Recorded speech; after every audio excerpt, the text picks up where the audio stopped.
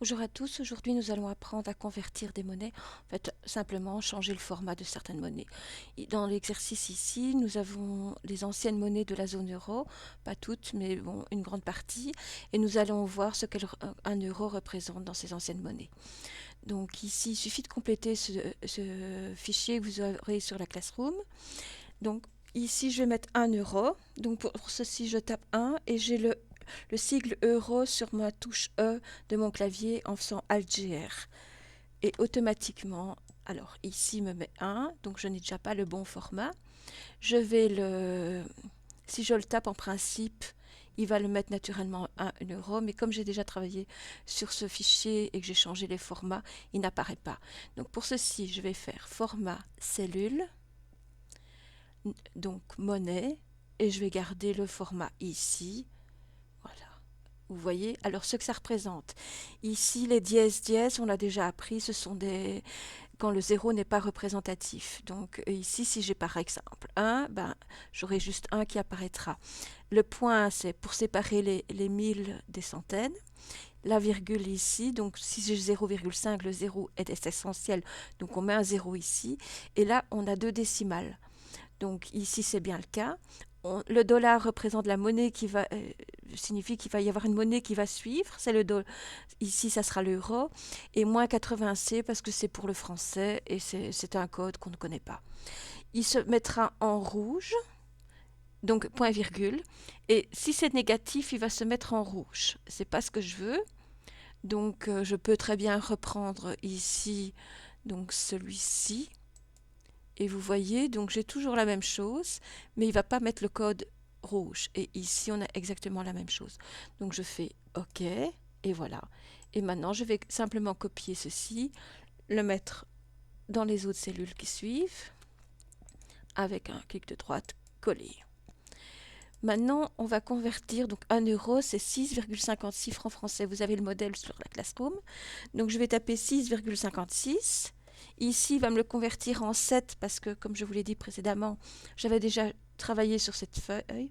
Donc je vais simplement demander pour... Donc je vais prendre cellule par cellule, ça sera plus simple. Je vais faire format cellule. Donc je ne veux pas qu'il arrondisse, donc je vais prendre monnaie. Ici, on est dans les francs français, donc dans la zone francs français. Ici, je vais prendre France. Langue par défaut, je vais prendre français. Donc, il faut chercher français, France, ici. Voilà. Et on va choisir le franc français ici. Je ne veux pas qu'il y ait qu'il soit en rouge quand il est négatif. Donc ici, ce n'est même pas le cas. Donc, ça va représenter donc au-dessus des 1000 et donc ici, c'est représenté par ce dièse. Il y a un espace, puis les centaines, dizaines. Unité, si c'est un zéro, il est significatif. La virgule, deux décimales. Moi, je veux trois décimales. Je vais en ajouter une ici. Donc, la monnaie, ça sera FRF. Donc, il est bien situé après. Vous verrez tout à l'heure qu'on peut le mettre devant. Point virgule, c'est pour séparer les positifs des négatifs. Et c'est la même chose ici. Je vais simplement rajouter un 0 ici pour avoir 3 décimales. Et je fais OK. Et vous voyez, vous avez 6,560. Donc sur l'exemple, en fait, j'ai oublié une décimale. Mais pour les autres, en principe, vous pouvez les remettre. Le suivant, donc franc belge, on va refaire c'est à peu près la même chose. Format cellule. On va simplement choisir ici, donc c'est bien français-Belgique, puisque moi, tout mon programme a été bien installé comme ceci, avec toutes ces valeurs par défaut. Je laisse ceci. Je vais garder ceci. Et vous voyez, j'ai déjà les 3 zéros parce que j'ai déjà travaillé dessus. Mais c'est exactement le même. Chez vous, vous devrez prendre celui-ci, rajouter un 0 ici. Donc attendez, celui-ci. Vous rajouterez un 0 ici et ici. Et vous ferez OK. Et alors, il aurait peut-être fallu que je tape mon 40, donc 40,339. Et voilà, automatiquement, il se met. Je vais encore en faire un en prenant une autre monnaie, par exemple la lire italienne. Donc la lire italienne, il faut 1936,270. D'accord? Donc je fais format cellule, je prends la monnaie, je vais chercher ici italien, Italie, langue par défaut, l'italien. Voilà. Et il va me mettre ici ITL. Donc sur ma feuille, c'est bien le code ici. Je ne l'ai pas en rouge, j'ai déjà en 3 ici. Mais en principe, vous prenez ceci, vous rajouterez un 0. Et vous voyez, ben non, c'est pas celui-ci, c'est celui-ci. Non, ben en fait, il me l'a mis automatiquement puisque je l'ai déjà sélectionné. Donc vous devrez certainement rajouter un 0 ici puisqu'il sera représenté qu'avec 2 décimales. Et la même chose ici. Et je vais faire OK. Alors ici j'ai des dièses, pourquoi? Simplement parce que ma colonne est trop étroite. Et voilà. Je vous ai mis un arrière-plan sur ces deux cellules ici, tout simplement parce qu'elles vont représenter un petit souci.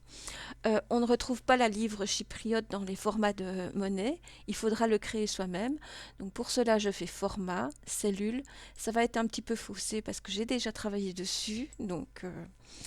en principe, si vous allez chercher Chypre, donc langue, vous ne l'aurez pas vraiment parce que en fait, donc,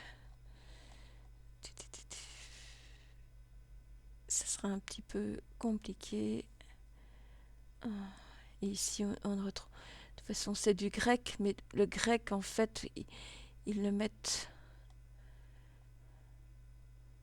Alors, donc, ce que vous pouvez faire, vous gardez le français, vous prenez ici ce format-ci, vous voyez, et la seule chose que vous allez faire, donc oui, vous pouvez retirer éventuellement le point entre les 1000 et les centaines, vous rajoutez une décimale, et ici, au lieu de BEF, vous allez mettre le code ISO pour Chypre, c'est CYP. Et ici, la même chose, on va mettre un espace entre les 1000 et les centaines. On va rajouter une décimale, puisque j'en veux 3. Et on va mettre la même chose ici. Et on fait OK. Et alors, si je tape, donc c'est 0,585, regardez, ça va se faire automatiquement. Donc pour Malte, vous aurez exactement le même processus à faire. Maintenant, nous allons voir ce qu'un dollar représente en euros. Donc si je fais 1, donc ici, oui, il me l'a déjà mis automatiquement puisque je l'ai déjà choisi, mais je vais vous montrer comment j'avais fait. Format cellule, monnaie. Et ici, je vais prendre, donc je vais choisir USD, donc les dollars, ici anglais USA. Et par défaut, la langue, ça sera l'anglais. Et vous aurez aussi, donc, anglais, États-Unis, USA, voilà. Et en fait, ici, vous regardez, ici, vous voyez dollar, dollar.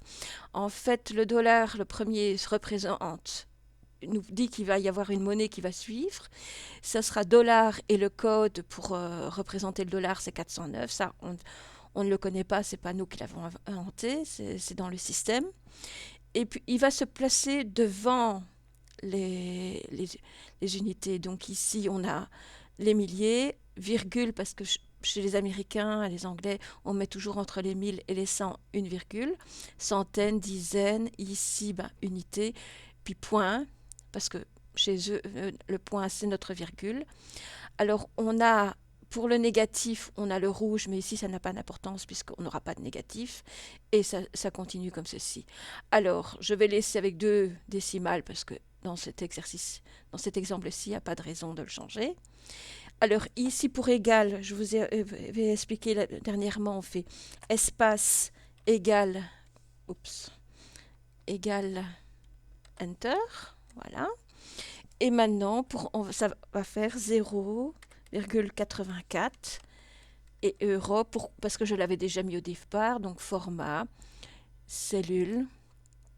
Et vous choisissez le français Belgique dans les monnaies, il va vous remettre automatiquement l'euro et langue par défaut français Belgique, OK. Si tout a bien été installé correctement, normalement c'est ce qui va apparaître.